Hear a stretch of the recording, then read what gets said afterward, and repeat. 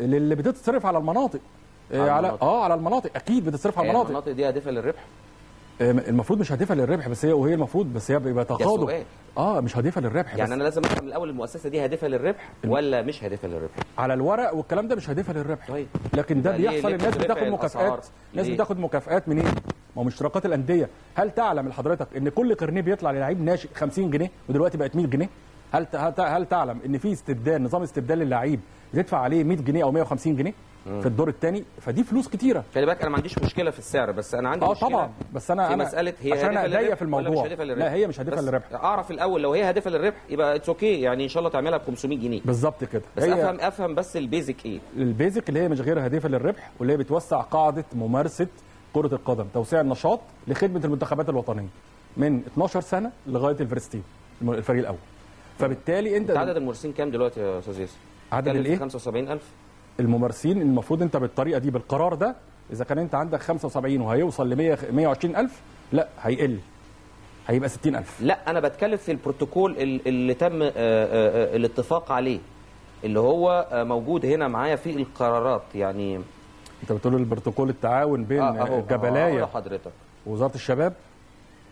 هقول لحضرتك دلوقتي في انهي بند. اداره التطوير والاستثمار، لجنه لفض المنازعات، تكليف كابتن مجدي عبد الغني كذا. توقيع بروتوكول بين وزاره الشباب والرياضه واتحاد الكره لتوسيع قاعده ممارسه اللعبه ليرتفع عدد الممارسين للعبه من 3 ل 4 مليون على نهج دوله الجزائر. يعني بس الجزائر بتطلع من المدارس. خلينا نكون واضح. ما انا بقول لك لو احنا عندنا الفريق. دوله الجزائر يا استاذ ياسر بتطلع لعيبه من المدارس، من يعني المدرسه بتطلع لعيبه عشان في هتلاقي في المدارس بتاعتهم ملاعب. في ملاعب وفي دوري المدارس جدا. طيب هنا انا هوسع قاعده الممارسه واوصلها ل 3 4 مليون. اصلا ده رقم قليل جدا بالنسبه لعدد الممارسين للسكواش مثلا في المانيا. عدد الممارسين في السكواش في المانيا اكتر من عدد تقريبا 5-6 مليون تقريبا. لا ده في السكواش. في السكواش بس. خد بالك مش كوره يعني. طيب انا عشان ازود عدد الممارسين يبقى انا هعمل انا قلت لك لقطه واحده بس هتوقف لك العدد. انت عايز 3-4 مليون. انت عامل الاشتراك الفريق بدل ما بيدفع 1000 جنيه هتدخل مراكز الشباب عندها ملعب قانوني. عندي كام فريق؟ فانت قللت. عندي كام فريق في القطاع ده؟ انت عندك في الناشئين 24 فريق. في كام لاعب؟ ألف وفي ب المفروض 40 لعيب. 40 لعيب 24. اللي اشترك دلوقتي مش 24 نادي. في ناس مش قادره تدفع. ده انا مش عايز اقول لك انديه كبيره، مش هقول لك النصر وطيران. طب انا بتكلم دلوقتي على مستوى الاكاديميات. في بروتوكول اتعمل مع مستر مانويل جوزيه. خلينا نكون واضح.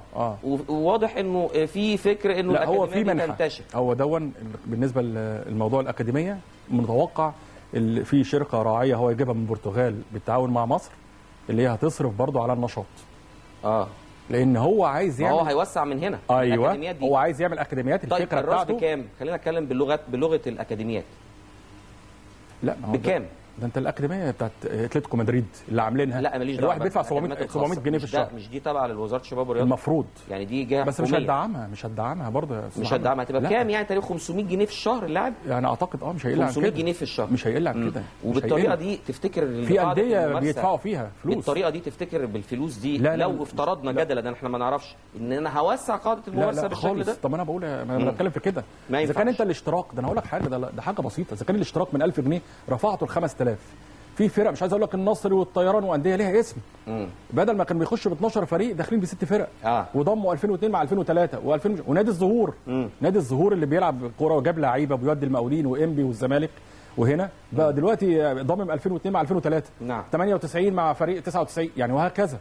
الحقيقه موضوع صعب جدا. فانا اتمنى ان هاني ابو ريده بصفه اللي انا بثق فيه لانه عايز يعمل تعديلات كبيره جدا. يعني غير المنظومه الاعلاميه. حضرتك تعرف جاب زميلنا الاستاذ اسامه اسماعيل. انا بشكره طبعا لان ده محترم. اسامه اسماعيل من الشخصيات الجميله جدا. بدل كابتن عزمي عمل مجهود يشكر عليه لكن يتولى في الوقت ده هو الاستاذ اسامه اسماعيل زميلنا الناقد الرياضي المحترم. اعتقد هاني ابو ريده برضو كان يعني نجاحه كان مش عايز اقول مفاجاه لكن كان متوقع. هاني ابو ريده كان بيلف كل المناطق يا استاذ محمد كل المناطق مره واثنين وثلاثه من اجل الفوز. وهو على فكره اكبر شعبيه في مصر كرئيس اتحاد كره هاني ابو ريده. لكن اللي كان يقدر يكسبه احمد شوبير. احمد شوبير زي ما اتفقنا انا وحضرتك. ده حقيقي. احمد شوبير اللي انا بسميه وانا كنت جوه النادي الاهلي. انا عايز اقول بس حاجه وانا جوه النادي الاهلي عشان الناس زعلانه جدا بتهاجمني بتقول لي انت سميت احمد شوبير غول الاعلام. انا كنت جوه النادي الاهلي والكابتن الخطيب الاسطوره والناس كانوا بيتفرجوا وكان الكابتن شوبير بيقول حاجه، الخطيب غول، يعني طلعت كده. انا عملته خبر وعملته موضوع سميته غول الاعلام. كاريزما. انا عايز اقول حاجه اقر واعترف، اللي انا ماليش اي مصلحه مع اي حد في مصر خالص. النيل الرياضه بعديها تعظيم سلام، حقيقه جهد مشكور جدا في كل حاجه. التطوير رغم الامكانيات في ضوء الامكانيات المتاحه، شايف اللي انتوا بصراحه بتعملوا مجهود كبير جدا. استاد النيل. طبعا استاد النيل والبرامج كمان الاخرى، يعني حتى في الصفحه لسه حتى بتعملوا شغل كويس وفي تطوير. منتظرين ان شاء الله. انا واضح ان شاء الله. منتظرين. طيب والله بقالنا كام سنه ان شاء الله.